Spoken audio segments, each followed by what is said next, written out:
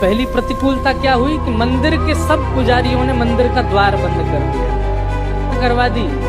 लेकिन अगर वैश्या के धन से निर्मित मुकुट ठाकुर जी को स्वीकार नहीं करा जाएगा, चाहे आप लाख प्रयास करें। तो संत जो थे उन्होंने भी निर्णय ले लिया, बोले मैं अनशन व्रत पे बैठूंगा। ठाकुर जी दोष नहीं देखते, तुम लोग दोष देखते।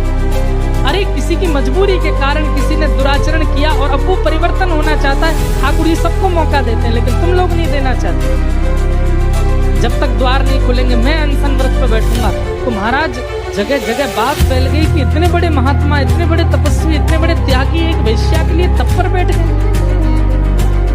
कई महात्मा वहां इकट्ठे हो गए, सब उनके समर्थन में आ गए और मंदिर के लोगों से कहा कि इनकी बात ठीक है, मुकुट ही तो स्वीकार करना है ठाकुर जी को, करवा दो। लेकिन संत बोले नहीं, पहले तो केवल मुकुट जाने वाला था, पर अब मैं दूसरा निर्णय लेता हूँ। क्या? मुकुट ये अपने हाथों से स्वयं पहनाएगी ठाकुर। मंदिर के लोग बोले इसकी स्वीकृति हम नहीं देंगे। तो फिर और विवाद हुआ, सब विवाद, बहुत दिन तक विवाद चलता रहा। फिर इसकी भी स्वीकृति हो गई कि ये मंदिर में जाकर के मुकुट पहनाएगी।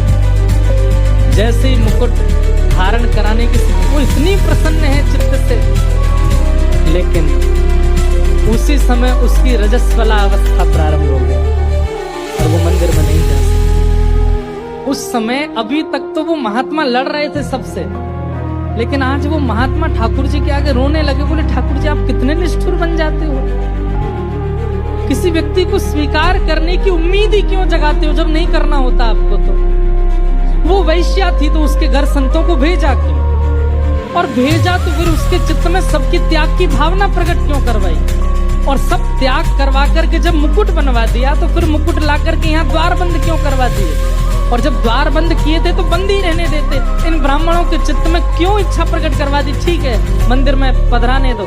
फिर मैंने इच्छा प्रकट की कि वो पधराएगी तो आपने उसको रजस्वला कर दिया। वो महात्मा बोले बिटिया, मैं आज तक तो ये मानता आया था कि एक संत की वाणी और एक वैष्णव चाह जाए तो ठाकुर जी सब स्वीकार करेंगे, पर आज मैं ये कह रहा हूं कि तेरा दुर्भाग्य ठाकुर जी तुझे स्वीकार नहीं कर। रोती रोती द्वार पर बैठ गई और बैठी बैठी बोली मेरा मुकुट भीतर पहुंच जाए